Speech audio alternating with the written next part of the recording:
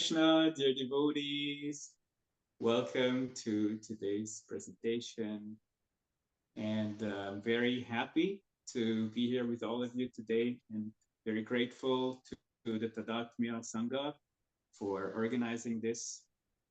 And yeah, it's been a great experience to have these kind of exchanges openly because, of course, this is a taboo topic, as we all know. And I'm really glad that some of you even joined the live session, and more so glad that I get the support of the Sangha in this attempt, because of course it's not easy for most devotees to talk about this topic in public. So yeah, it's kind of a liminal space that we're moving in here. And I just wanted to say in the beginning that I feel very humbled also to be here because I'm not like an adept scholar in this field or anything. I just happen to meet a lot of amazing devotees who have experience in this and happen to have a little bit of experience myself. And sharing that is definitely valuable, and also exchanging ourselves about all our wonderful experiences we've had in these topics is extremely valuable for devotees, especially if they don't have that connection to other devotees who have similar experiences or problems. It's really, really priceless. So in the beginning, I want to thank all those wonderful devotees who've supported me on this journey, especially. And yeah, when I'll be talking about any devotee, I won't be mentioning any names because this is, of course, a delicate topic to discuss in public. So I'll just refer to the Society of Eros-friendly devotees or group or community that we have. It's not a huge society, I guess, around 20 devotees or so far. And we have some exchange every now and then, not regularly, but it's been really a wonderful journey so far. And I've been very inspired by them mostly to continue this journey. If it wasn't for them, I don't think I would have been able to continue this. But yeah, so all glories to them. And I'll start with a little tiny invocation, and then we'll go straight for it. Om Ajnana-timirandasya Gnananjanashalakaya Chakshurunmilitam Yena Tasmai Shri Gurave Namah. Namo Vishnu Padaya Shri Gaura Priyamurtaya Srimate Bhakti Vallabh Tirtha Goswami Shri Krishna Chaitanya Prabhu Nityananda Shri Advaita Gadadhara Shivasati Gaura Bhakta Hare Krishna Krishna Krishna Hare Hare Hare Ram Ram Ram Hare Hare.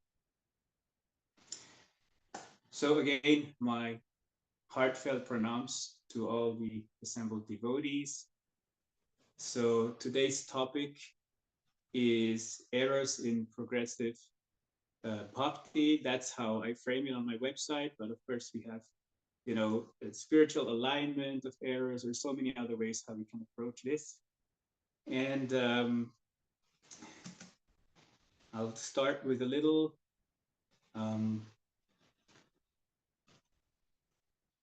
presentation here. 1 second.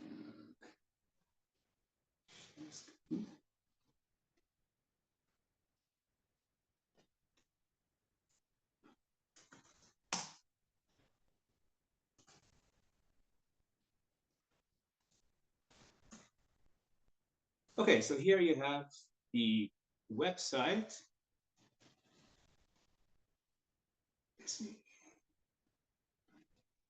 Is the screen coming?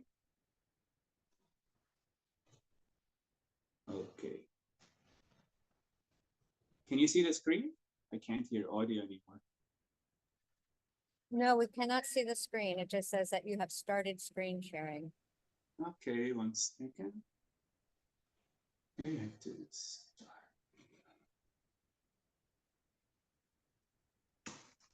Share. Now perhaps? Yes. Now it's coming. All right, so here we have the website where you find more material on this topic. And for some reason, it's not showing now. It was showing just now, huh? What's showing now is a blank black Yeah, screen with a pointer on it. yeah, okay. Your screen sharing response. Resume share, okay. Now it's again showing, right? Oh, that's weird. Whenever I start the slideshow, it pauses it. Um,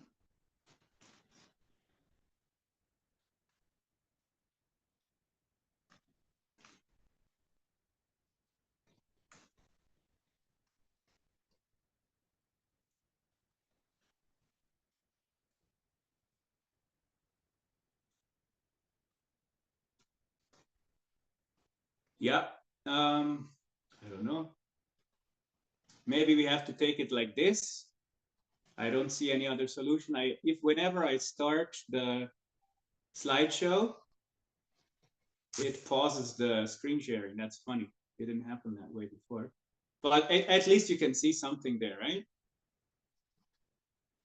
Okay, all right. So yeah, sorry for the little disturbance. So this is the website, and you can get further information on this website because really you cannot do justice on this topic with a simple presentation.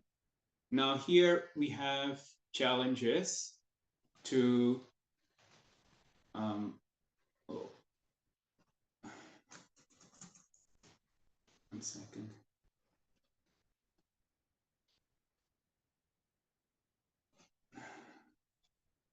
Yeah, that's not nice.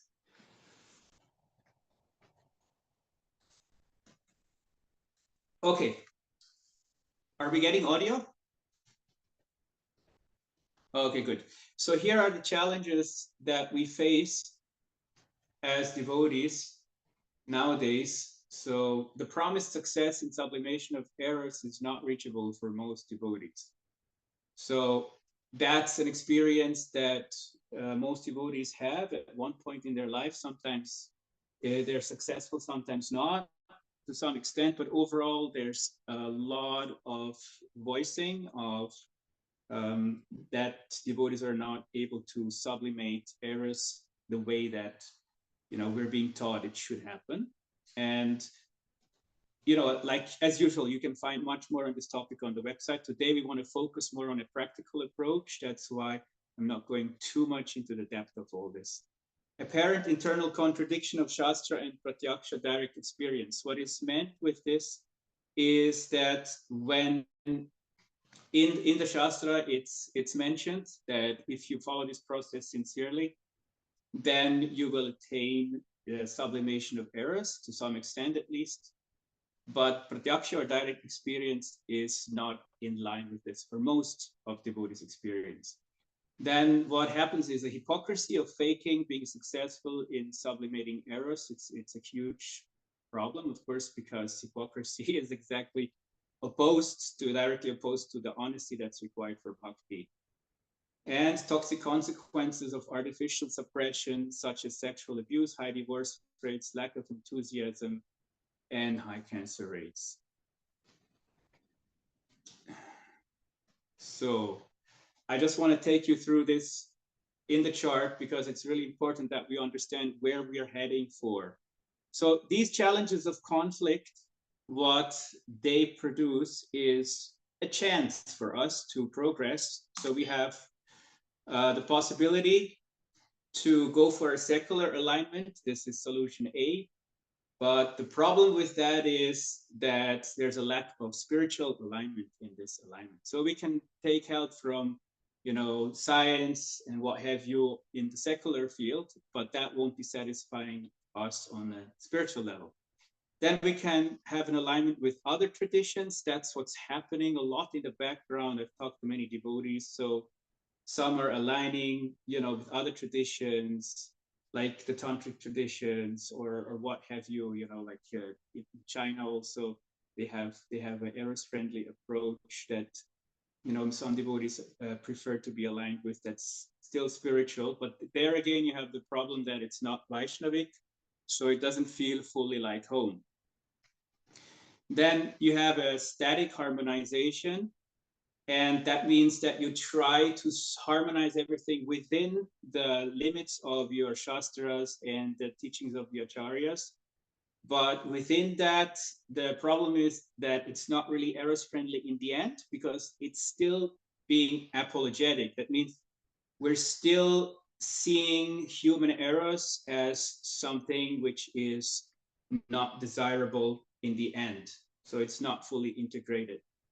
We're still being sorry for not being able to come up to the highest standards. So then the last and the final road we have is reformative harmonization. And this is what I'll be presenting today. So if this is not up your valley, then this won't be interesting for you. Just to make it clear where we're heading today. And what I find very clearly here, the advantage of this is that it's the only satisfying Vaishnavic and Eros-friendly solution. We can feel at home, but we have to, live up to the challenge that we need to engage in reform. Now, what is, are we allowed to reform? What are the challenges to reform, right? So let's talk about the infallibility confusion first. The belief in a wholesale infallibility of Shastra and Guru. And if I pause share, are you able to see me now? No. Yeah? We just see you on the side. On the side. Okay, at least something, yeah? So, yeah. So in this problem, we have the belief that everything in all circumstances at all times in Shastra is infallible, and the same applies to Guru also, to Sadhu and Guru, to the pure devotees. So, of course, within that belief or paradigm, there is no room for reform, there is no room for change. And it's actually history repeating itself. In the Christian history, we've had that all the way. They also, at one point, long time after the Bible was first compiled, I think it was centuries after that, they decided that we will now implement the scriptural infallibility. And then came also papal infallibility. So that was established at one point in time. It was not an eternal thing that Christians agreed upon. And after that, there was hardly any room anymore to reform anything in particular, because of course you can't do that if scripture is infallible, right? So, but then recently what we've seen, one of the recent popes, he actually openly admitted that yes, animals do have a soul, right? So that was a revolutionary thing to be stated by a pope, because of course it actually contradicts this paradigm of scriptural infallibility. And fortunately, we live in a tradition that does not submit to scriptural infallibility, very, very fortunately. And this is one of the greatest plus points of Hinduism per se, because, and this is also what makes Hinduism very scientific, is because we are able to adapt to time, space, and circumstances. In Sanskrit, this is called desha kala patra. Yeah, so the permanent adaptation, which is already integral to our tradition. And what do we have as examples of that? We have the example of the Srimad Bhagavatam, which is, in a sense, is a self-correction declaration of its compiler, of Vyasadeva.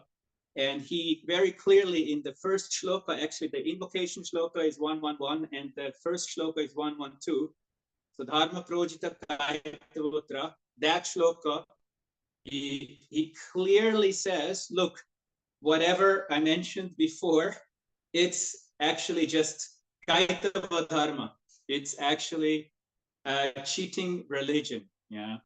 So that statement itself should make us understand that, hey, wait a minute, here's a pure devotee who admits that he was wrong. Right? It's a huge statement. So this actually is enough to dissolve the infallibility confusion, because a pure devotee himself is openly and in public admitting that he was wrong. And he is making a statement that, look, now I will tell you what I've realized, and this is really the religion that is the real Sanatana Dharma, or the real Vaishnava Dharma. Because Narada Muni, his teacher, he saw how he was frustrated, and he told him, look, you haven't emphasized bhakti enough. And then he realized, okay, this was the reason for my frustration. So in our tradition, fortunately, pratyaksha is a very important pramana, and not many devotees are aware of that. But the direct perception, your own realization, your perception of reality does carry a lot of value, in that it confirms, or it should confirm, the paradigms of Guru, Sadhu, and Shastra. So things should be tested if they actually work, if it actually makes sense to you. And that's why also Vyasadeva was able, he had the room, he had the possibility to reform, and he did reform. And so similarly, when we have the understanding that something needs to be reformed, of course, we have to do a lot of research. We have to consult with seniors. That's what we're doing here, right? We're consulting with various devotees who are experienced in this. And you have to make sure that you really, really try your best. But then if something is really that disaligned from your personal experience, it's not just um, maybe you should reform, but it's your duty. It's actually your duty that you have to engage in reform, because otherwise it's pretty much like an artificial river, that has an embankment that's cemented. It's not allowed to flow freely. And if something is wrong, means if the pratyaksha, if your own perception of reality or your spiritual progress does not match the blueprint, then it's like you have a wrong a wrong navigation of the river of Krishna Prema, and things can burst through those artificial cementations. Whereas a river, naturally, it meanders. Yeah, so it always finds the way that best suits its environment. Desha Kala Patra. Yeah, so a river by nature is not cemented left and right. The embankments are free to meander. And so it's very, very important to understand that our tradition has always been fluid. It hasn't been like a canal cemented.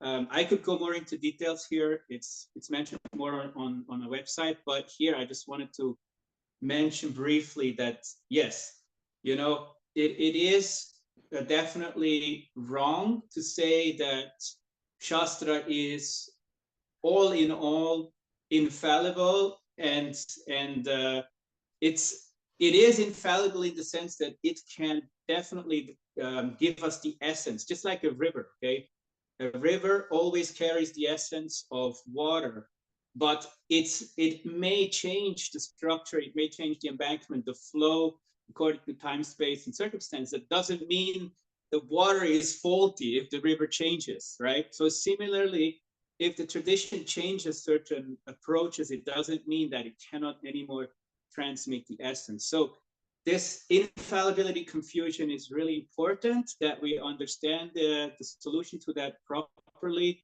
And I want to show you quickly another website where you can get more information on this, because this really is important to understand. 1 second, let me share. So this is,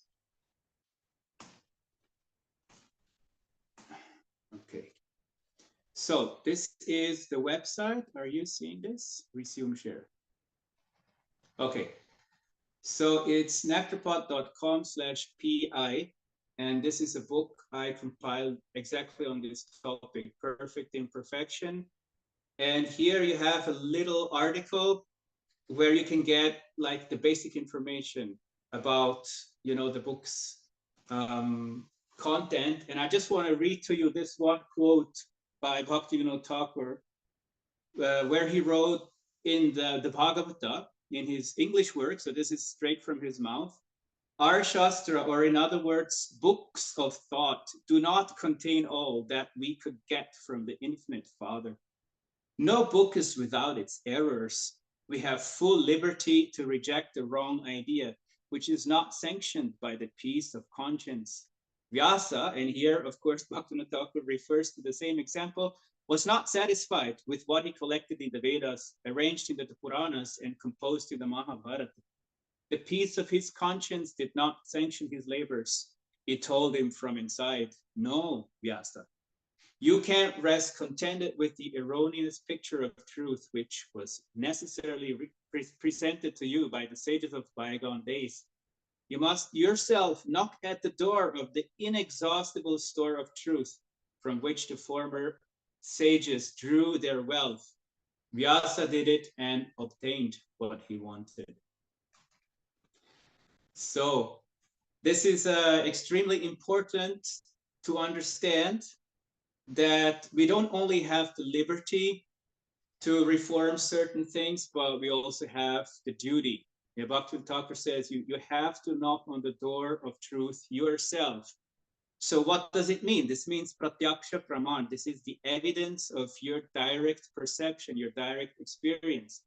And I mean, what does Krishna say about this? He says, pratyaksha vagamam dharmyam susukam kartumavyayam. In the Gita, he says that this dharma is the king of all knowledge. Yeah? Raja Vidya, Raja Guhyam. This is the shloka where he says that. So this shloka carries the deep information that this dharma is something that pratyaksha vagamam, you can realize with your own eyes, with your own senses, with your entire being. It's the path of realization. That's why we give so much emphasis on realization, God realization, self-realization, what have you. We don't have to wait till we die and leave the body, but what we experience right now has to make sense. So pratyaksha, by the way, you know, Sanatana Goswami mentions in one of his commentaries to Brihat Bhagavatamrita shloka of his, that the pratyaksha pramana, or the evidence of your own realization and perception, is shreshta. Shreshta means the best of all pramanas. Why? Because it validates what is mentioned in Shastra, what is mentioned by the gurus in most cases. But also included in this information is, if it does not validate, then you have to start a process of introspection, research. You have to, you know, come together with like-minded devotees and see if reform is needed. If yes, it's our duty to do it.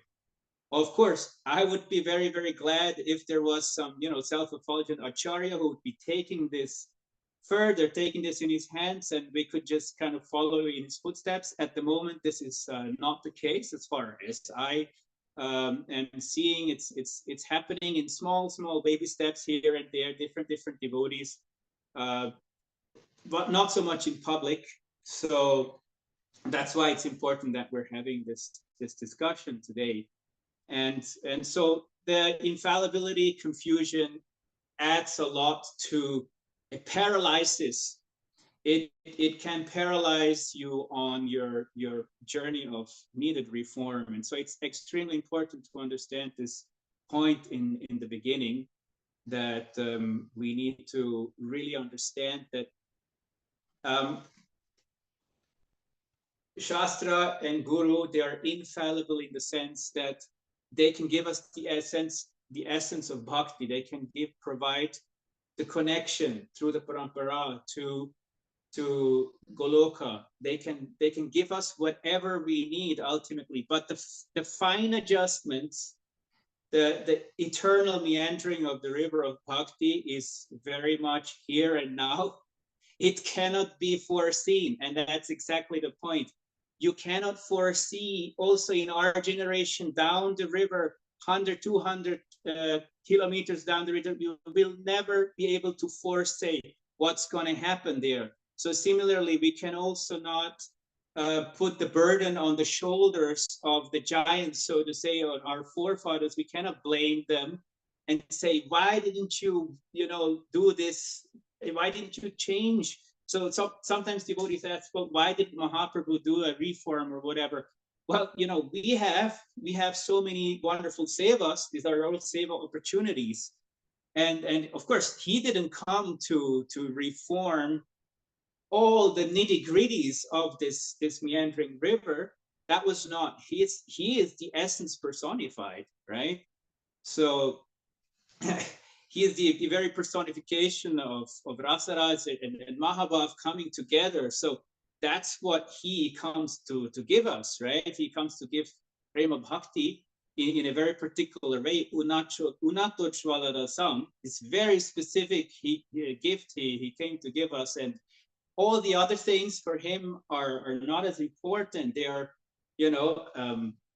on the periphery. So we are situated on the periphery, and it's our duty to do that right now, right here.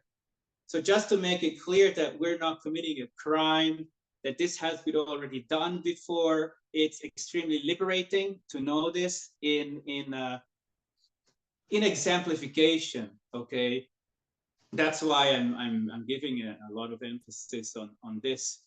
And yeah, so it's important that this is a very complex topic, that we really go into the depths of it. And because, Eros is being attacked from two fronts.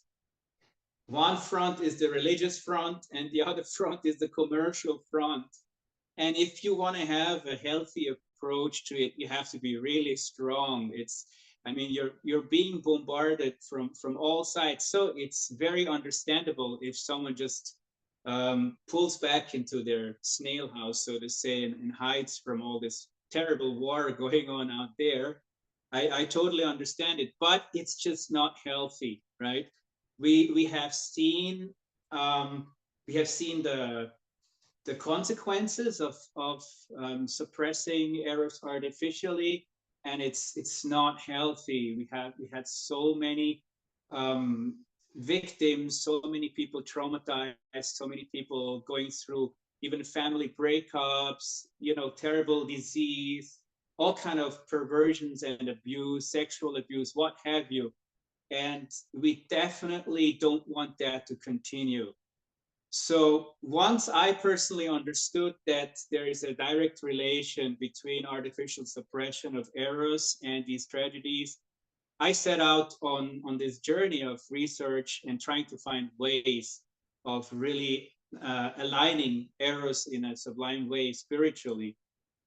So today I want to focus more on the practical part, but it's extremely important that we understand these basics.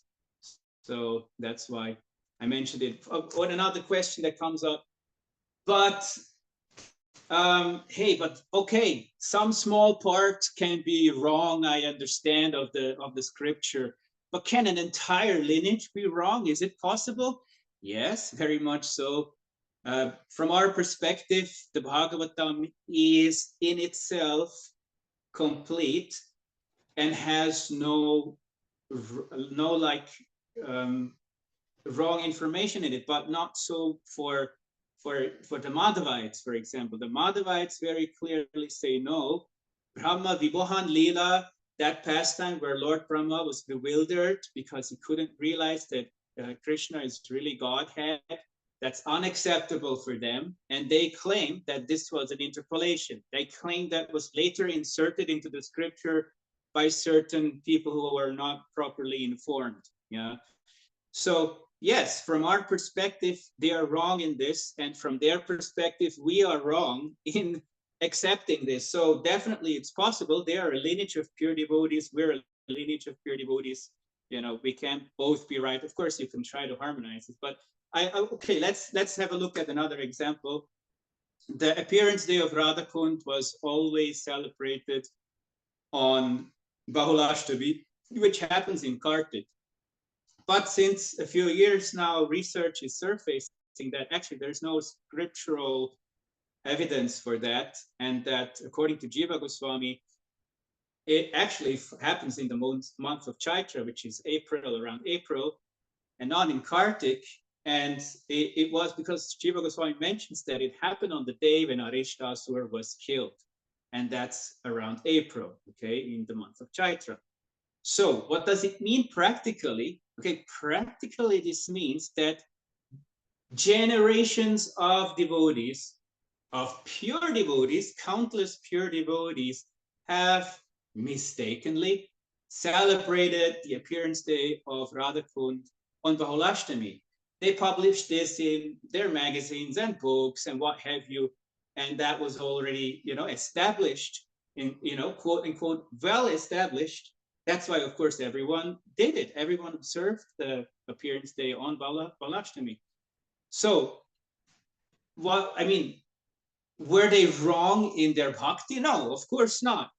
A devotee never errs in the sense that he's always doing it for Krishna. So whatever you do for Krishna is fully accepted by him. And that's, the essence of bhakti. So, but we have to distinguish. And here it's very important that we apply the proper distinction.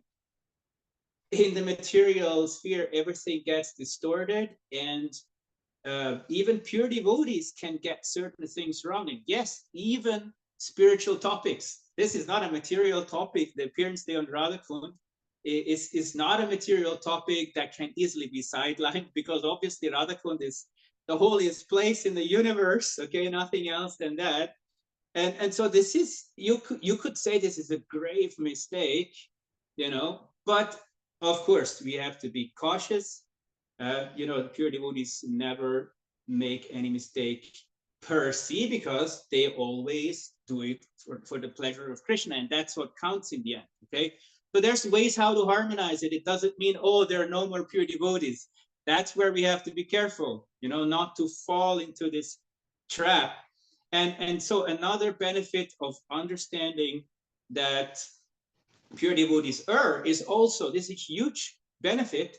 Once we see that they err somewhere, we don't immediately drop them and say, oh, they are not pure devotees after all. Because most pure devotees will have certain shortcomings manifest here or there. Earlier or later, you will come across them. And only if you have the capacity to digest that will you be able to not lose your faith, or to just make it an artificial show, but deeply integrated faith that is able to digest that in tattva, in siddhanta, and with the proper insight and realization. So yeah, this is all mentioned in my book in more detail, in Perfect Imperfection, for those who want to go deeper. But yes, the reform is something that's really, really important, and we are all called for that if it's really required. So another objection for this reform would be, okay, well, didn't Krishna object eros-friendliness? Let's first quickly discuss Mahaprabhu, because Mahaprabhu, another interesting example, Mahaprabhu came during the time of Muslim conquest. And just imagine the precarious, terrible situation. There was literally there was Hindu slaughter left and right. There were cows being slaughtered left and right. In the middle of that, you have Rupa Goswami, you have Sanatana Goswami being magistrates, Muslim magistrates in a position of power. Of course, they're beyond karma, but on the level of karma, this is terrible karma. You're involved in all these obnoxious, terrible activities, and they did it. And Mahaprabhu, he didn't just make a huge revolution. He's Swayam Bhagavan, okay? He could have snapped with his fingers, and the Muslims could have all, be converted and dancing around in ecstasy. And, it didn't happen, okay? And of course, for many devotees, it's like, why? What's wrong? Why not? you know, aren't we after all the messengers, the torchbearers of love and peace and blissful spiritual practice? Yeah, but you know, the thing is that he didn't come for this purpose. Okay, he had another more important purpose, and he had to be completely absorbed in it. And also, he is Bhakta avatar. Okay, he comes in the form of his own devotees. If he would have manifested this Aishwarya Leela, where he, you know, uh, comes to conquer the miscreants and tries to rectify everything, he would not have been the Bhakta anymore, right? But we, as devotees, we're in a liminal space. We are not trying to be like Mahaprabhu. We're not imitating Mahaprabhu. We are humans, so we have to play our part as humans. So we are in this space where we can take reformative steps without breaking our dharma.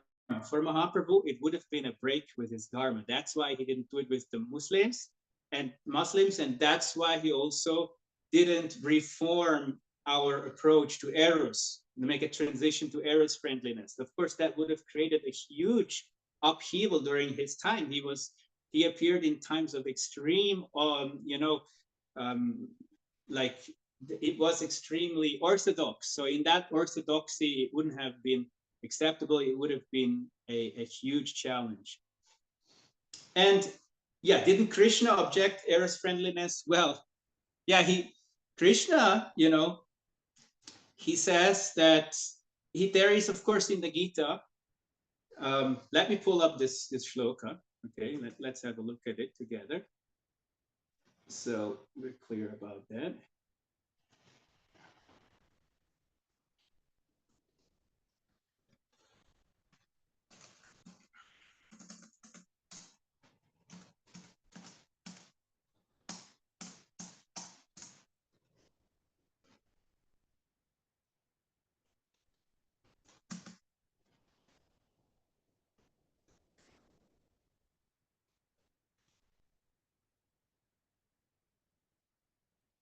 Okay, so here we go.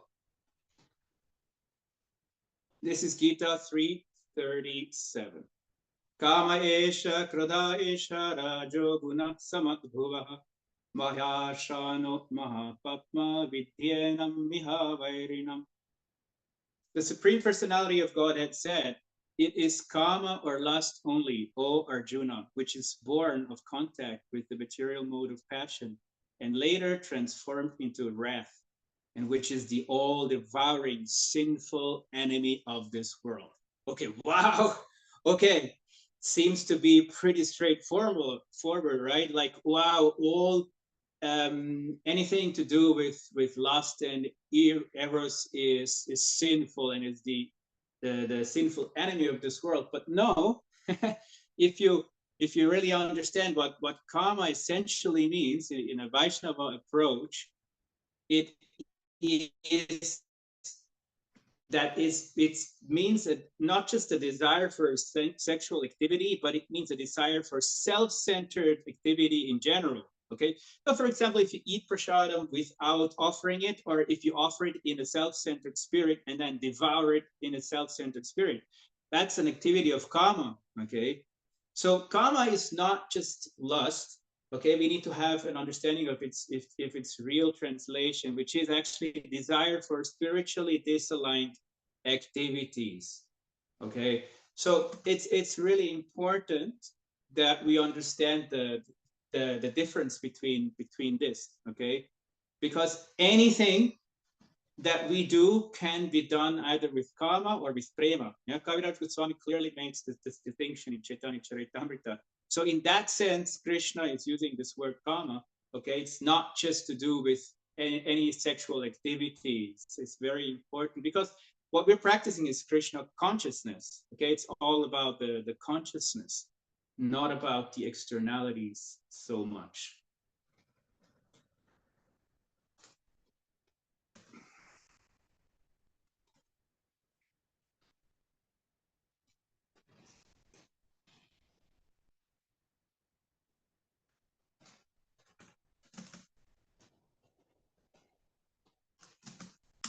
Okay, just give me a minute.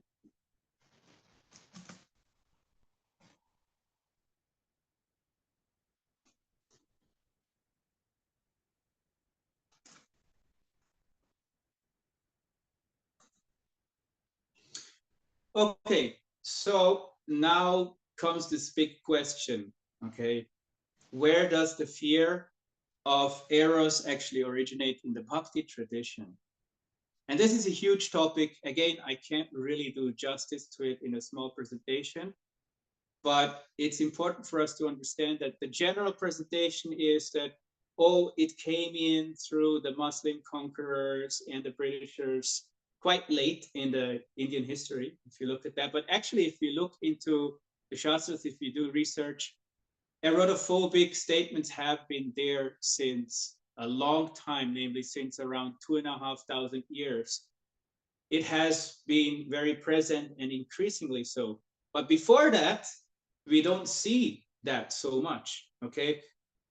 And you have a lot of verses that before that actually are in favor of the Grihastha ashram and that are not in favor of renunciation. Again, this is all mentioned on the website. We don't have time now to go through that, but it's really important to understand that there was a huge transition around 2,500 years ago. What actually happened? I'll just give you a brief summary because it's important. And before the time of Buddha, which is, around 2,700 years ago, the Shramana rose extremely quickly. The Shramanas, those days, they were all renunciates, most of them, and they were in opposition to the Brahmanas, okay? And the Brahmanas were all householders. Why? Because it's very clearly mentioned in the Vedas that if you want to attain Svarga, okay, which was the spiritual outlook those days, if you want to attain Svarga, you have to have a son to perform your Shraddha ceremony. And that means you have to have progeny. It's one of the prime necessities till date. It's a huge pressure on anyone in India to have a son. And that's why infanticide is still big there, unfortunately, because unfortunately, there's still a lot of, baby girls being aborted because of that. Because, I mean, you can have maybe 2 or 3 sons, but then you don't want to have a third or a fourth, girls, but then you don't want to have a third or a fourth because you have to have a son. So, many are not able to cope with that, and that's their last resort, and unfortunately it still happens. So this is so deeply ingrained in the Indian culture because of that background. It's not just a fantasy thing, it's very much alive still today. But what does it mean? In those days, you had to have a family. If you were absolutely incapable, if you had a very terrible chart, for example, you're excused, okay? You can renounce, you can go and live in an ashram, but don't disturb the society. We're here to have progeny, we're here to do our rituals, which means Vedic sacrifices those days, and ultimately get liberation, go to Svarga. There's different types of mukti, but that time it was very clearly Svarga. And so those days, it was a very eros-friendly approach because of course you need eros to create children, and hence later on when the Shramana rose in opposition to the Brahmanas 2,500 years ago approximately, they clashed in a sense that there was a meeting of the two, and countless sons of the Brahmanas would convert to the Shramanas. Of course, the classical example is no one else but Siddhartha Gautama, who later became the Buddha. It's very clearly mentioned in Pali, which is the language that's close to Sanskrit that's used by the Buddhists in most of their texts, that he became a Samana. Samana in Sanskrit means Shramana. It's all there in the original text. You can look it up. So before Buddha started Buddhism, where he, by the way, chose a middle way, which is very interesting in itself, talking about this topic. But Lord Buddha, he was a Shramana. He did extreme renunciation. Okay, those days the Shramanas, they were really hardcore. If you have a look at the documentaries of Lord Buddha, you can see how he's almost skin and bones. That's it. You know, he has no more flesh almost on his body. He's fasting almost to death. So the Shramanas were extremely erotophobic, and that ethos, that Shramana ethos, was then integrated into the Vedic ethos or into the Brahminical ethos in an effort to stop the conversion towards the Shramana fold. And that was successfully done in one sense. But, you know, of course, a lot of positive things also came through that, to the Shramana influence. A lot of ahimsa values come from there. You know, even entire understandings of certain of our, you know, basic paradigms come from that fold. It's not all negative. I don't want to say that it's all negative, but it, you know, it came with a price to pay. So what is the good part about this information? The positive part is, hey, there once was a time in our own tradition, in the Brahminical or Vedic tradition, where we were very eros-friendly. And so, you know, even if we had to go so much against the current to now engage in reform, we can actually just reconnect to that old spirit. And of course, that's why we have all these eros-friendly scriptures like the Kama Sutra. Imagine for a minute that someone would write the Kama Sutra today and publish it today. Unimaginable. It would be huge scandal, right?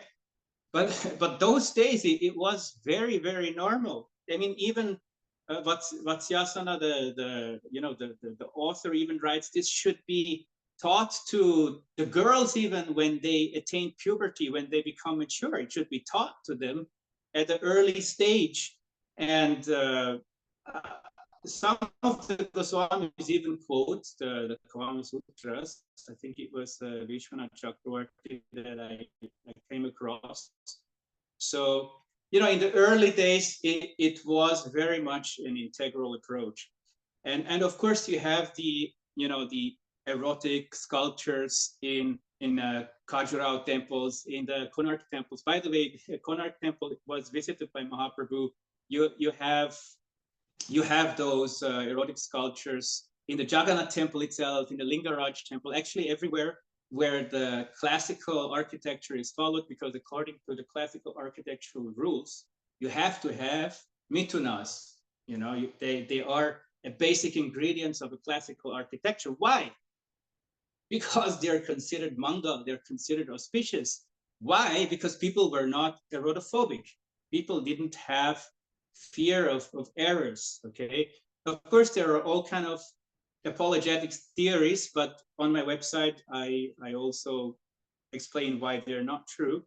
You can have a look at that yourself. I just want to show you one example of erotic couples, because they are being displayed on what's called padapitas, okay? Those are lotus pedestals. You'll see it now. Okay, by the way, we will be showing now some erotic content. For those of you who are, you know, not so much into that, you may not want to see that. I'm just warning you. But this is in the temples that Mahaprabhu himself was visiting. And at least some of the content I'll show you now. This is all on the website. And let me share the screen one more time. Share. Okay. Okay. So here you see these erotic couples, mitunas. They are standing on the padapitas. I think you can see the cursor there, right? When I move it, yeah. So what you see here are lotus pedestals, right? Now, you have to understand, lotus pedestals are always the symbol of purity. The lotus heart is where God manifests, yeah? So you will not have anything profane shown on a lotus pedestals. On a lotus pedestal, you have only divinity or something that's considered very, very pure. This is Mithuna, again on a lotus pedestal, in the Jagamahan of the Lingaraj temple in Bhubaneswar, where Chaitanya Mahaprabhu used to dance ecstatically. Okay, and these are huge, by the way. Some of them are over life size, so you cannot not see them. It's like impossible that you miss them, especially in Konark. They have like double life size Mithunas there. I've seen them myself. It's really impressive. And here you have, this is classical, this is all classical art, Indian. This is not some upstart. These are Radha Krishna deities, okay? And this is South Indian Panchaloha bronze cast from Tamil Nadu, very traditional. Again, you see, they are standing on the lotus pedestals as we are all used to it from our deities. They stand on a lotus pedestal, which symbolizes purity. Okay, of course, it symbolizes the Dham itself. You know, Goloka Dham is, it has the shape of a lotus. Okay, so you would not place anything profane on a lotus in classical Indian art. Okay, so what does it mean? And this is important. What is the significance? The significance is that in the early days, Eros was not seen as something dirty. Otherwise, you could never depict that on a lotus pedestal. Now, you can argue with so many counter arguments, but at the end of the day, the question is, can we install such mithunas nowadays in our temples, such erotic couples? No way. Okay, it would never be allowed, and so we have to ask ourselves why. Okay, so that, yeah, so the answer is that we have shifted a lot towards fear of errors, and here, therefore, you know, we need to realign at least with that earlier spirit. It's extremely important for spiritual and material well-being, as we are aware of all the consequences that artificial reflection has. Okay, yeah, I was going to show you more, but I think we're running out of time. So let me go straight to the spiritual alignment of Eros. Okay, I wanted to have much more of preparation, but you know, we're running out of time now. I want to really come to the essence of the presentation. So this is, of course, you know, a highly controversial topic. First of all, let's move another obstacle out of the way. Some people would say, okay, well, isn't that sahaja if you know, try to spiritualize Eros or offer it to Krishna? Well, no. You have to understand what sahaja means by definition. It's a cult that started in West Bengal, and according to that cult, which mixed a lot with other traditions, you identify, the male identifies with Krishna and the female identifies with Radha, and then they engage in love play, imagining that they embody Radha Krishna, which of course is Mayavad. It's monism, and this is going against the basic principles of bhakti. That's why there's this huge objection to that. Okay, so yeah, that's a little bit of a pitfall, obviously, but if you know some basic Siddhanta, you won't go down that road. So that's important to understand. And yeah, so I'm not here to say that, look, this is the way you should spiritually align Eros. I'm saying, look, this is what worked for us, and you can take inspiration. You can see what works for you, because you know, this is a new opening, and it's exciting, and you have to see what works for you, basically. So sorry that I have to pause a little bit to find the right place, because actually this morning was also here locally in our community here was a unexpected trouble came to us, and so I wasn't able to also prepare as much as I would have loved to prepare. So I'm sorry for that. Okay, here we go.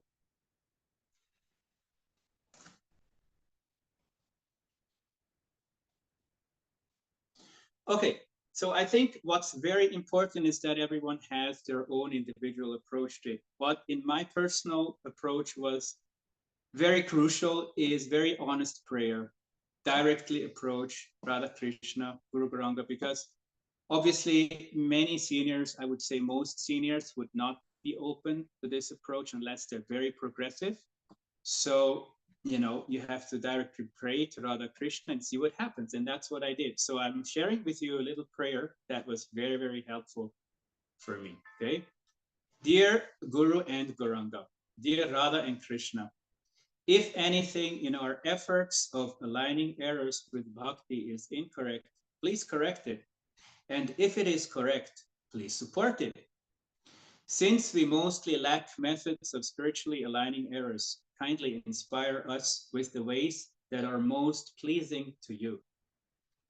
Okay, so this is a very, very simple prayer, but I'm telling you, this is a very powerful thing. The simplest prayers are usually the most powerful ones. Okay, when I started praying like this, in a very short time, Krishna made amazing, like it was so surprisingly fast, amazing arrangements for me to meet up with those devotees who really figured this one out, how to spiritually align errors in the Gaudiya Vaishnava tradition, right? Not in any other tradition where you cannot really feel at home.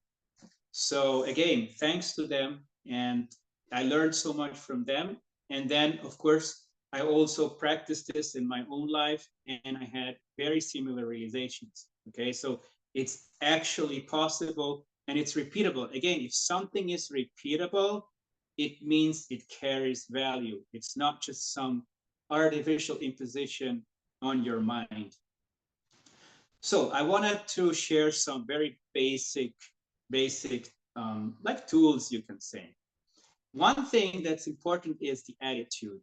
Okay, as long as you maintain guilt and shame in your heart, it's extremely difficult on this path. Okay, so I call it guilt and shame hygiene. You have to have a very healthy hygiene when it comes to guilt and shame, because as long as you feel guilt and shame, you won't be able to full-heartedly offer this to Krishna. I'll come to this topic later on. It's a very important topic. How can you offer eros to Krishna? I mean, that isn't that impossible? No, it isn't. It's possible, and our acharyas have clearly mentioned how.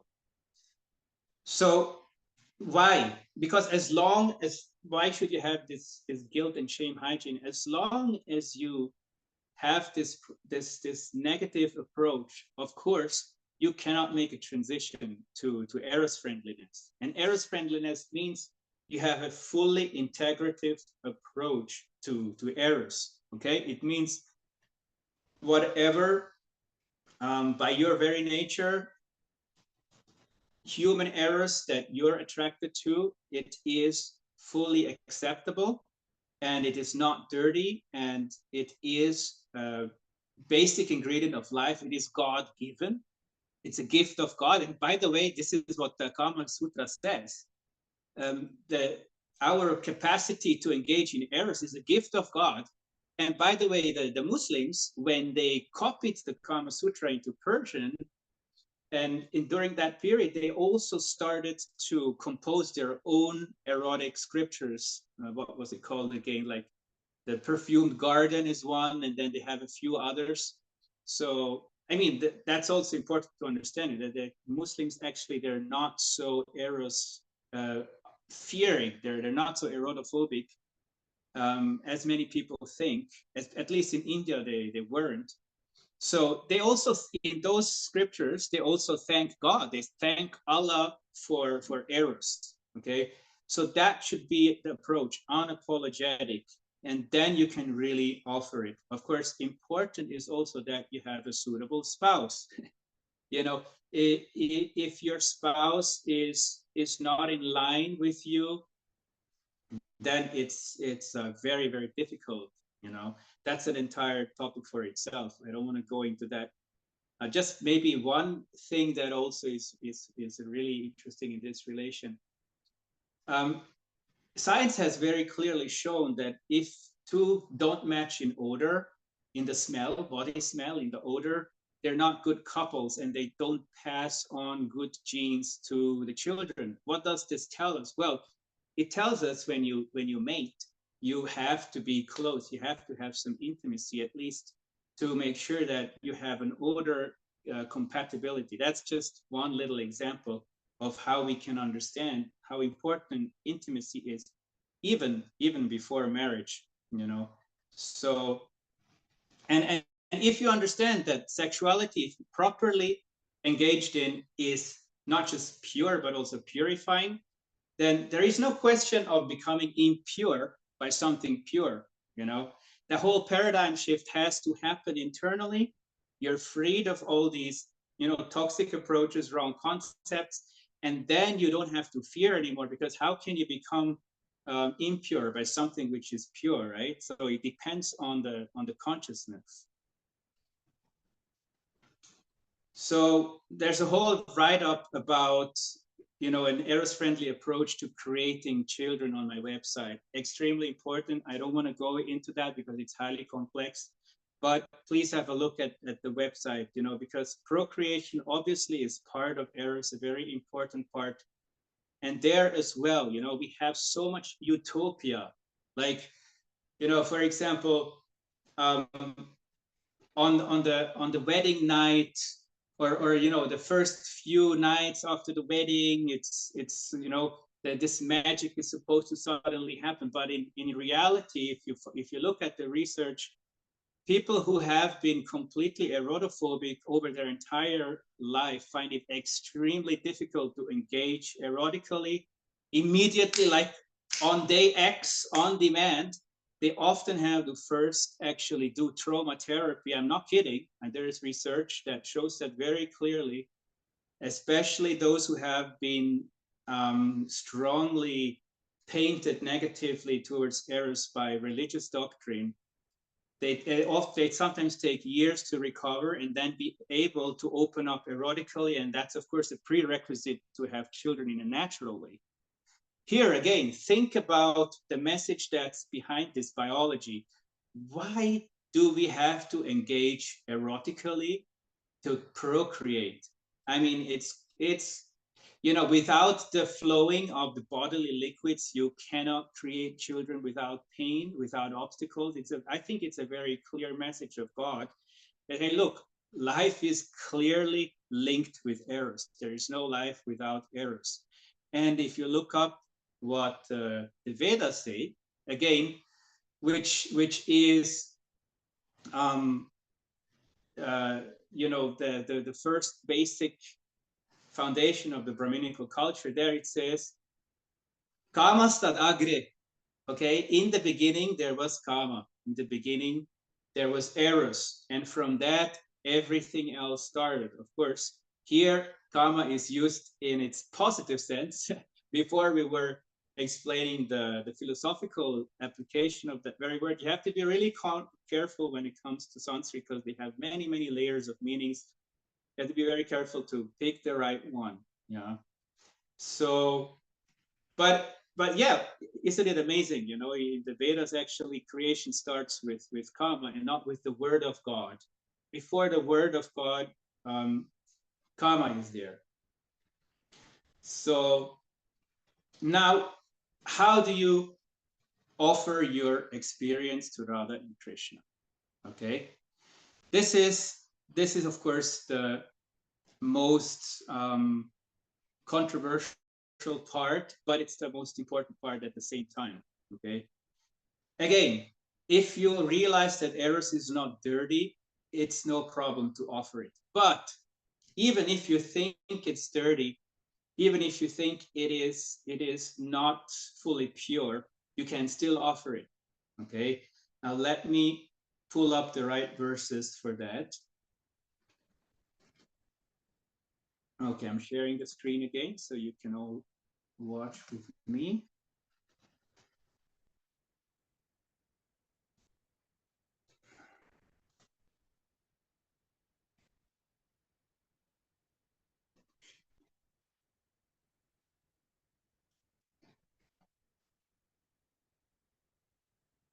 Okay.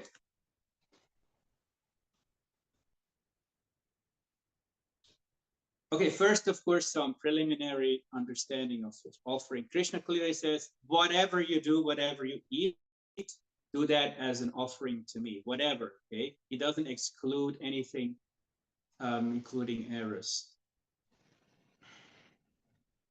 Now here, this is important, okay? Jiva Goswami says on a verse of the Srimad Bhagavatam, his commentary is, even desire-based worldly action, okay, this is what I want to highlight here, becomes of the nature of Bhagavata Dharma if offered to Bhagavan. Okay, so even if you think, okay, this is still tainted with my own desires, then it still can be offered. Okay. And this is a shloka that's usually referred to when you offer things that you're not sure whether it can be offered or not in this regard. So everything one should offer to the Supreme, thinking this is for the pleasure of Narayan. Okay. Again, there is no exception here. And here, this is another important one. Sridhar Swami. Okay. When the verse says that one should offer all of one's acts, it does not mean that one should offer only prescribed Vedic actions. It also includes all worldly actions, laukika karma. Okay, so this includes practically everything. Okay, this we already discussed. Now, this is a prayer that I find very helpful. Others also have found this very helpful. I'm not saying that this is the way you should pray it, but this is just an idea. So you can get some inspirations. This is what helped us a lot. Okay. Dear Radha and Krishna, may you accept the erotic pleasure we offer you through each other. May it be dedicated to you, may it please you, and may it strengthen our bhakti for you. May you also be pleased in our efforts of bonding, heart opening, healing, living healthy, etc. May all this be done for your pleasure and in your holy presence. Please forgive us our shortcomings, correct us whenever needed, and let us realize whether you are pleased or displeased with our offering. So, dear devotees, this is where, it's coming to you, okay? This is where you have to practice yourself and see what works for you. Because the alternative would be to secretly engage in it in shame or artificial suppression, which also you can see on my website is completely destructive, spiritually speaking. I quote scripture, I quote Srila Bhaktisiddhanta Saraswati Prabhupada, what he has to say about artificial suppression of errors. It's extremely toxic. Okay, so then we would be left with these two choices. But if you want to be ready for a reformative approach and try it yourself, please try it yourself.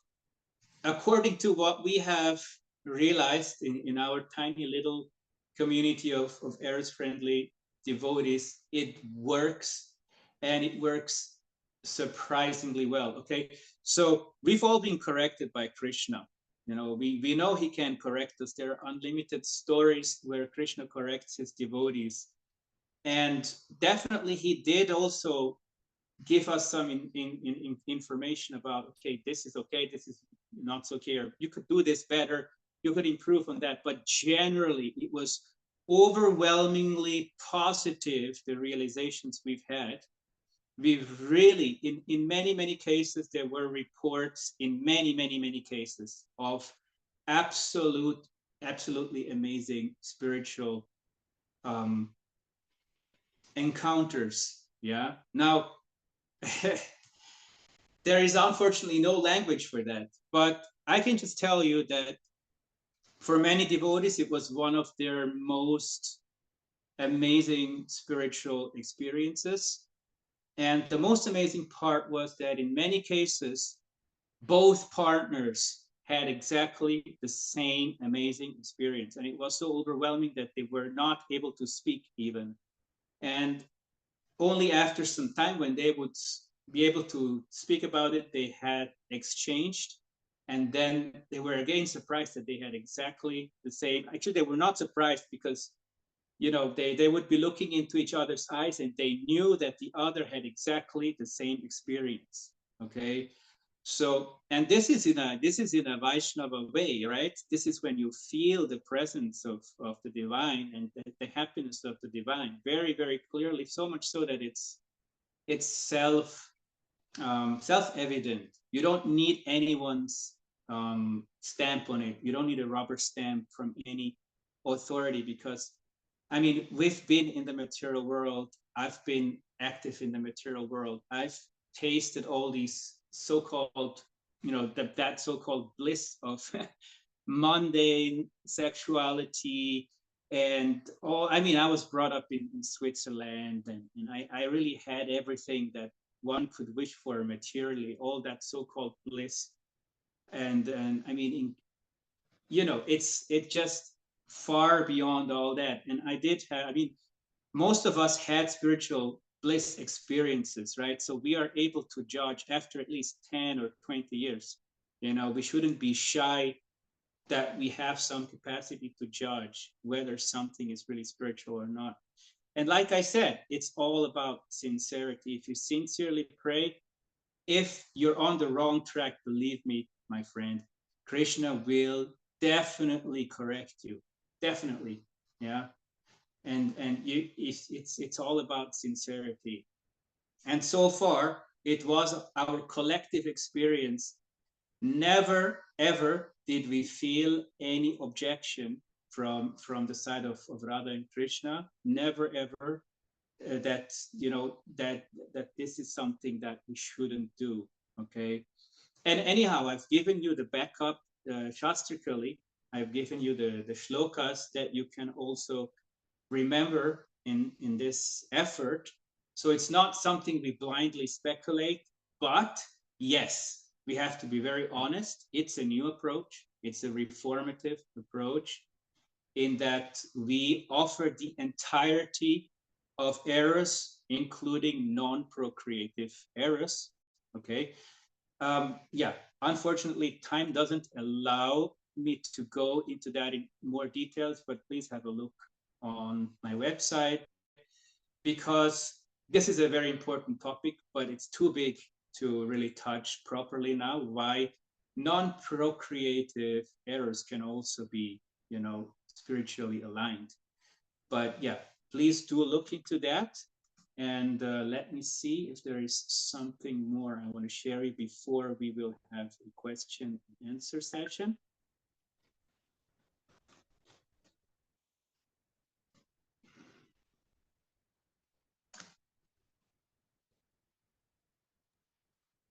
While you're looking for that, Radhamadhav, I would like to let everyone know that there will be a broader course created with these different topics in the future. So stay tuned for diving into these in a deeper level.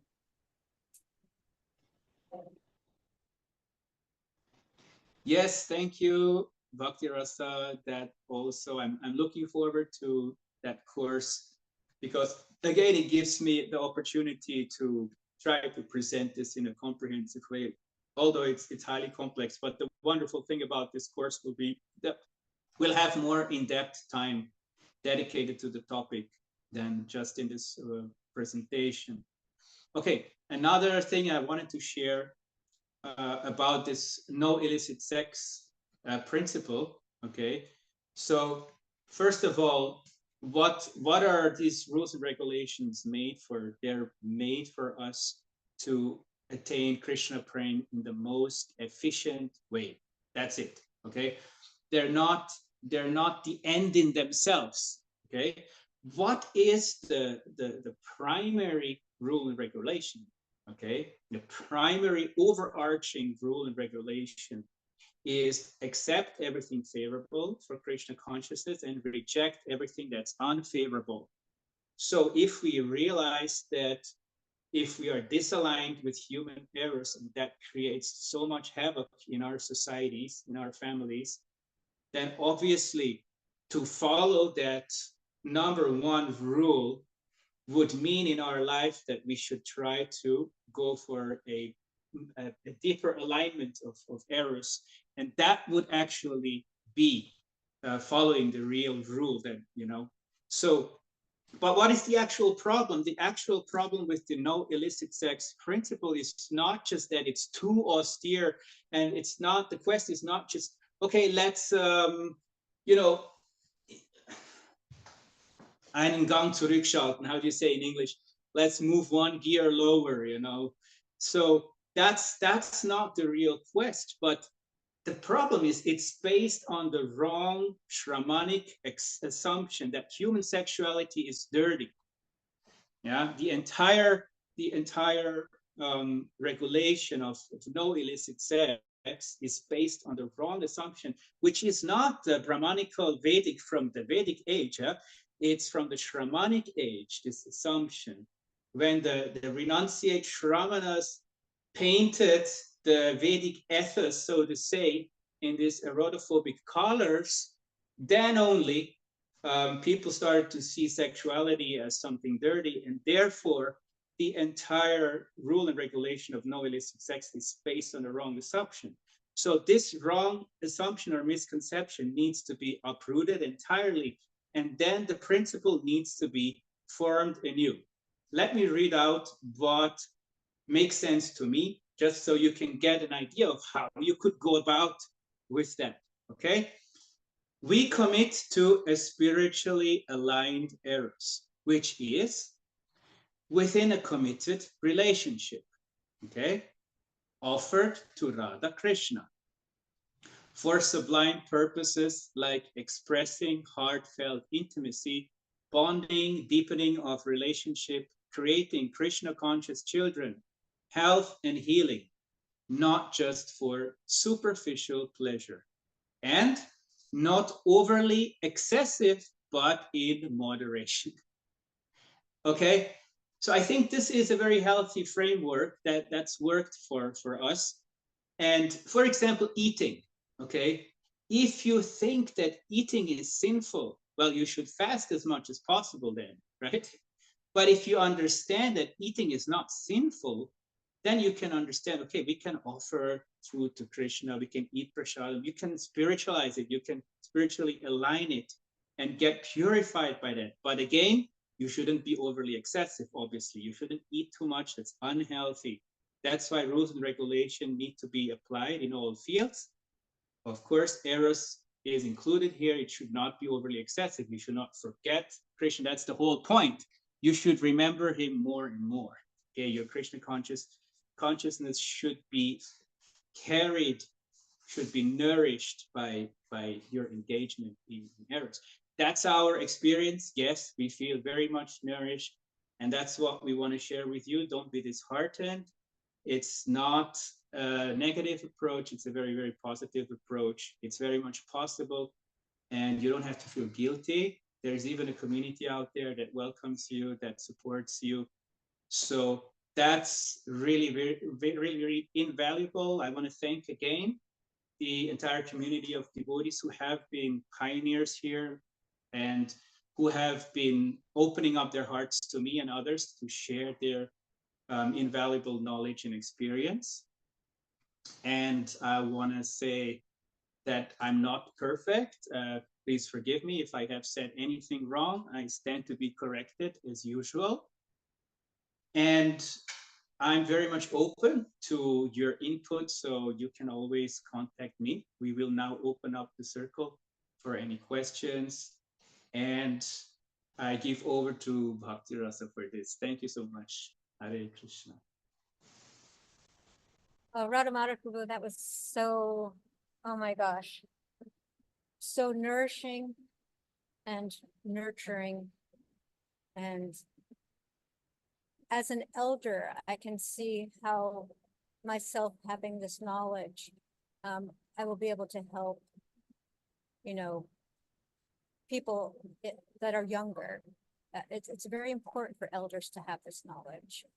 So I'm greatly indebted to you, and the way that you presented it is very digestible. It's very understandable, makes sense. It's glorious, and I feel very excited and even liberated by myself having to put things into context. And it goes far beyond just the topic of Eros. It's the entire way that we approach our devotional life. So very, very practical, very, very beautiful orientation towards the entire Bhakti project. So I'm deeply indebted to you for that. So thank you. So as Devammadava knows, you can raise your hand now if you have any questions. There's a digital hand down at the bottom of your screen. Or you can also put a question in the chat if you prefer to not make it audible. So. Is that my cue, Bhakti Rasa? Devammadava Prabhu, so good to see you. That's your cue. My pronouns to you. Hari, Hari. My pranams, bye. Thank you for this. It was wonderful.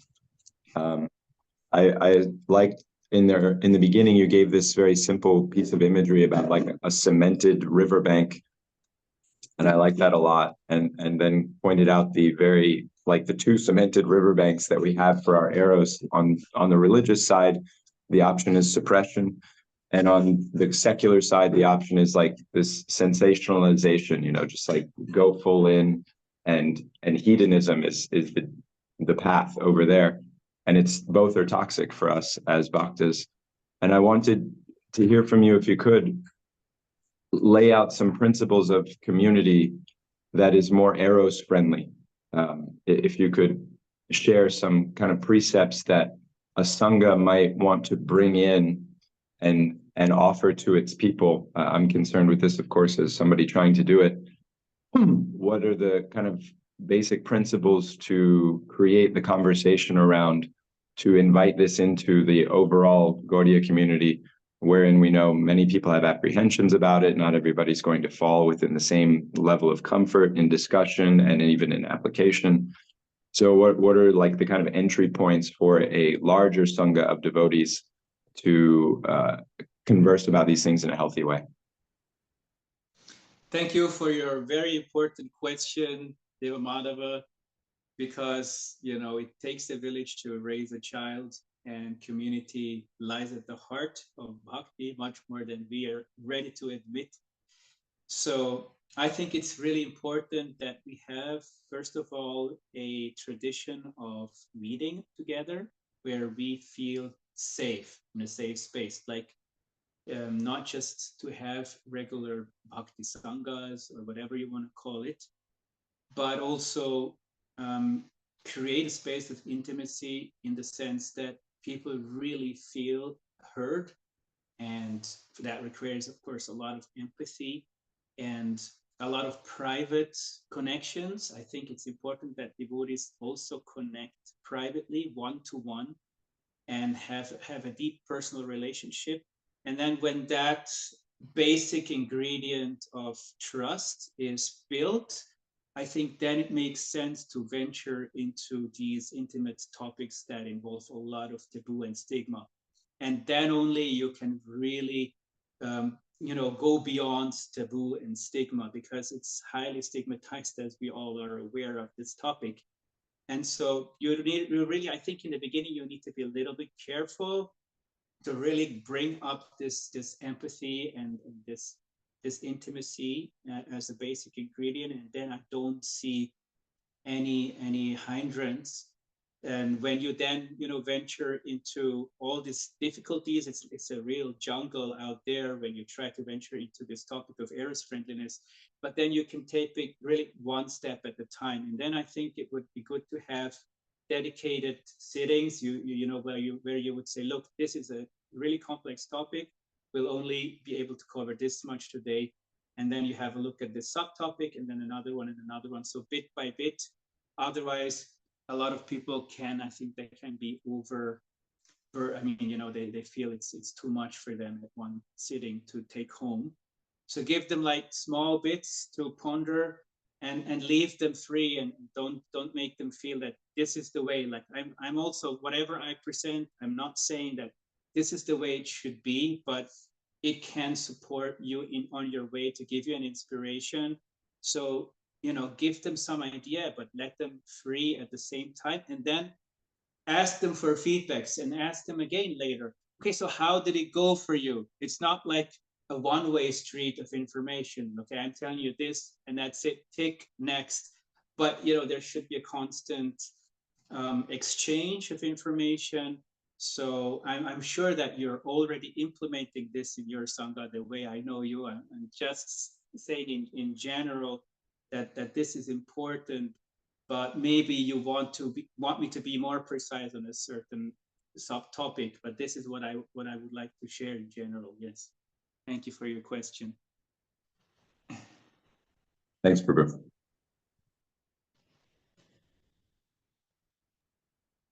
There's a question in the chat, if there's no one raising their hand. It's from Rasangi. And she's wondering about a comment that Srila Saraswati Thakur made, Yeah. that the world is not in need of any reform Yes. or in yes. need of a reformer. So she would like you to kind of address that. Yes, yes. Thank you, Rasangi, for this very important question. You see, different acharyas have said different things at different times, and we always have to understand the circumstances, desha, kala, patra. Why is the river flowing like this? Because, well, here is a mountain, and the river can't flow straight, so it has to go left. Oh, why is it again turning right? Because now there is a valley on the right where it can easily flow inside. So it's the same essence presented in different ways. So at that time, I assume, like, I have to look into the circumstances of that quote, but I assume that there was a circumstance where there was too much emphasis on mere human activities in the sense of welfare, human welfare, and that bhakti was not given enough emphasis. Okay, when you do that, obviously it's no more bhakti. So he also said that, you know, you can make millions of hospitals, but that is not as important as, you know, freeing one soul from this prison house, which is of course true, because you will continuously suffer in you know in the material creation if you never practice bhakti, you know. So he has given this emphasis just to safeguard the essence. Okay, that doesn't mean that reform has no space if we do it in alignment with bhakti. Okay, so this is the main point. If you perform reform, make sure it's in alignment with bhakti. We have countless examples. Vyasadeva is just one. Chaitanya Mahaprabhu, he was a reformer. You know, all of our acharyas have been reformers to some extent. So it's something that we all engage in. But the main point that Srila Bhaktisiddhanta Saraswati Prabhupada makes here is that it should not fall out of alignment with bhakti. I think that's what I would say in this case. Yeah.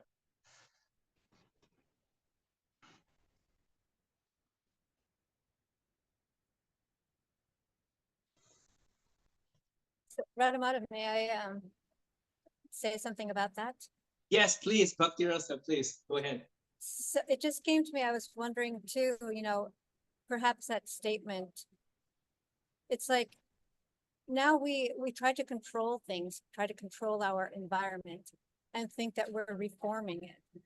You know, like seeding clouds, there's not enough rain, so let's change something and let's seed the clouds. Okay. So perhaps it's that type of reform also that he was speaking about, you know, like, don't try to control the environment, but change things, reform things so that the natural flow can happen, so that freedom can flow. Whereas sometimes reform means that we're going to squash something and take control of it. Yes. Yes, exactly. Thank you, Bhakti Rasa. I think you're pointing at a very important part of this, that is the attitude. Yeah. how, with which attitude, with which consciousness do we engage in reform? If you just want to lord it over and say, hey, look, I have this new theory, I'm the king, and follow me, like in a kind of a self-centered, narcissistic way, that obviously is not what we want. And during his time, there were a lot of leaders who approached him, and they were collecting followers, so it was also a protective measure, of course, to prevent devotees from joining their fold. Yeah, it was also part of the circumstance. But yeah, attitude, consciousness, that's the essence. I agree. Yeah.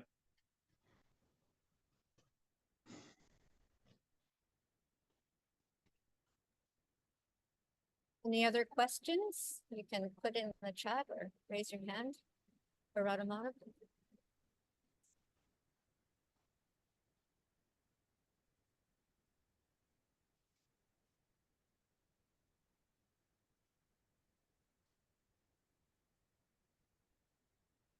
Looks like you've given people a lot to think about. We are stunned into silence.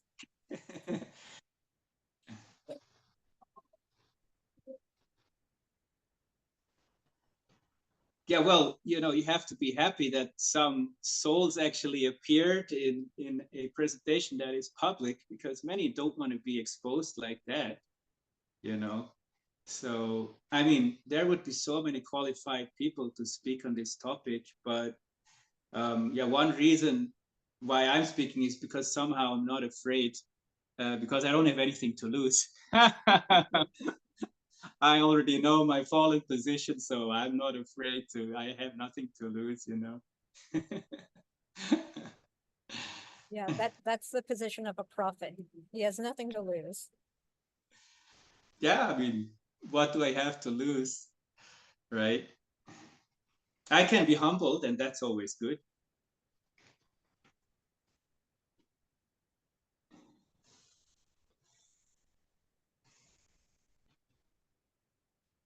Okay.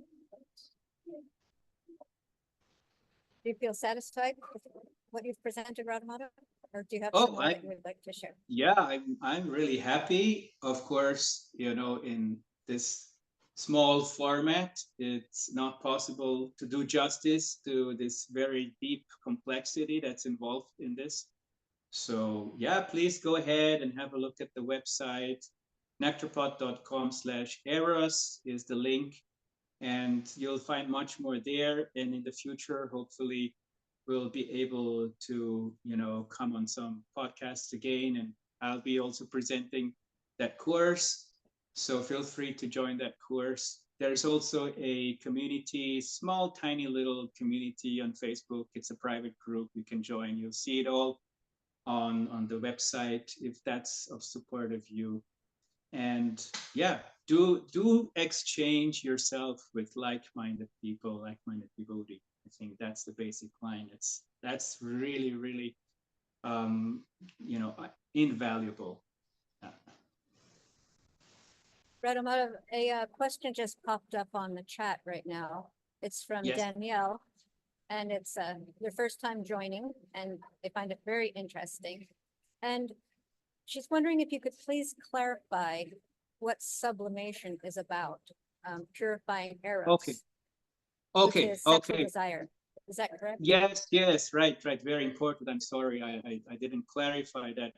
So sublimation basically means that you move it from a very dense or material era to a more sublime, to a more spiritual era. Okay, so for the devotees, it means that it's more aligned with bhakti. Okay, so practically speaking, you offer it to Radha and Krishna.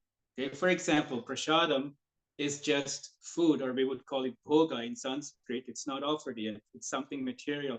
But when you offer it to Krishna, it becomes prasadam. It becomes spiritualized. Okay, so that's a sublimation of food. You make it sublime food. That's prasadam. So, of course, there's a huge quest to do the same with eros. But because of our negative approach to eros in overall,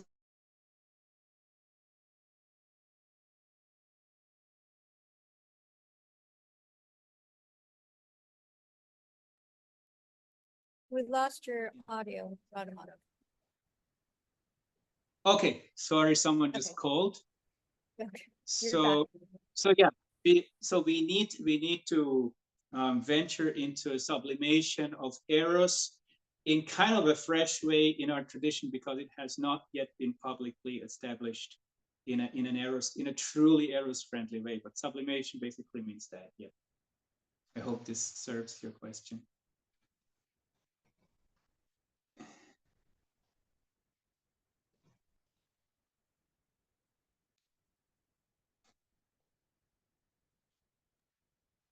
Yes. Okay, Daniel. Thank you. Thank you for asking.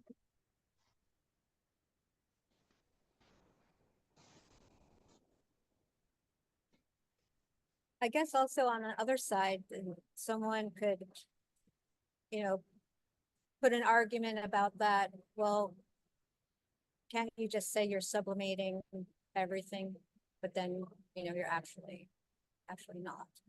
It's just an excuse, or it's just a way around Yes. around something that you want to do. So is there any discerning factors that you could offer as an argument against that kind of purva-paksha, where they would say, well, this is sublimating is just a way for you to do what you want to do. Yeah, well, of course. I mean, you can always find a way to excuse yourself to create a spiritual bypass. There is no overall protection from that, because there's always the back door. But why is there a back door? Because Krishna always allows us to retain our liberty of free will, because bhakti has to be volunteer, right? So, but when you really on a volunteer basis and with all sincerity try to sublimate something or offer something to Krishna, then you will get inner guidance, because Kaviraj Goswami says in the Chaitanya Charitamrita, if Guru is not present outside, he will manifest inside very, very clearly. So there is never dearth of guidance. There's never dearth of confirmation. If you cannot find a solution to something externally, you tried with all your might, you can find it internally. Go into prayer, and you will find the right way of sublimation. And yes, sometimes you cannot rely on the judgment of others.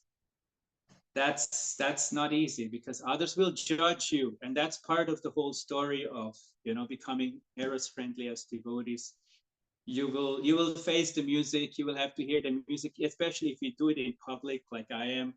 But I can tell you very, very frankly, I've had very surprisingly little critical comments, and so that's good news. I find, I was expecting a backlash, but no.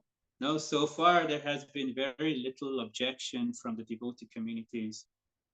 Yeah, so that's encouraging. That's really encouraging. And yes, you're right. Sublimation can always be used and misused and whatnot. People can put all kind of labels on it, but at the end of the day, you will experience internally what it means for you, and it's an individual approach, and no one can take it away from you. You have to walk it in. And I was on a walk recently here in the beautiful mountains in Switzerland near Spiez, and there was this saying on the way where you walk, and I think it's by Kafka, Franz Kafka. It says, "Der Weg entsteht durch das Begehen." It means in English, the way manifests by you walking it. So if you have experienced that walking through the woods, sometimes there is no way, but you just walk, and then you make a new way. The way becomes established by you walking it. So similarly, sometimes it's a jungle. We just have to be very, very brave, go through it, and new ways will open up. It's funny, we were driving the other day on the way to the airport, and there was a sign that said trailblazer. So it was like the same thing. Maharaj asked, what is a trailblazer? It's a person that goes into the forest, into the woods, and leaves a trail behind. Yeah. Yes. Yeah.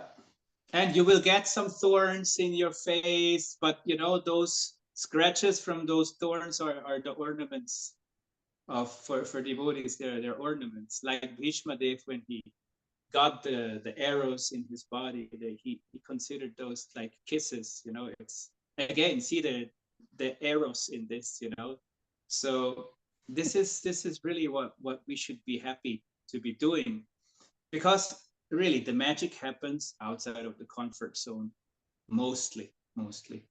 So you will see, once you start to be more daring and more caring for yourself and your community, because if you really care, you have to dare. You know, you have to sacrifice, you have to put your nose on the grinder stone, so to say. You have to move out of your comfort zone, and then really this is my personal experience also, so the magic happens right there. Yeah. So beautiful.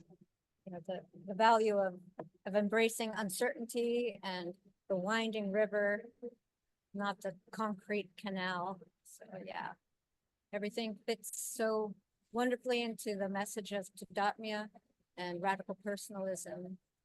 And you're, you know, you represent a very important limb of the whole of this Bhakti movement, of radical personalism movement. Very important and central. So I appreciate your efforts and your ground down nose and all the things that you're willing to accept along the way. Thank you so much, Bhakti Rasa, for being the wonderful devotee you are, for moderating so wonderfully, for being a lovely host, and a very wonderful, caring and caring member of the Tadatmya Sangha. I'm looking forward for more exchanges with you and the community. And again, in conclusion, I'm very grateful to all of you and beg for your blessings. Hare Krishna. I have one quick announcement, is everybody, to invite everybody tomorrow to the Free Radical podcast, which will be airing at 10 a.m. EDT on YouTube and Facebook. And it is a conversation between Swami Padmanabha and Kula Pradeep, who is serving as a chaplain at Stanford University. And the topic, it's very wonderful. It's called The Ministry of Presence. So it's all about the value of being present. So we have a wonderful community here. And again, keep your eyes out for information about an expansion of today's talk. Will be in an entire course that will be presented. So we look forward to that. Thank you very much. Are any parting things before we end this session? Again, thank you so much, Bhakti Rasa, and all wonderful devotees in this Tadatmya Sangha. I'm indebted to you and look forward to connecting again with you soon. Hare Krishna. Thank you very much. Hare Krishna.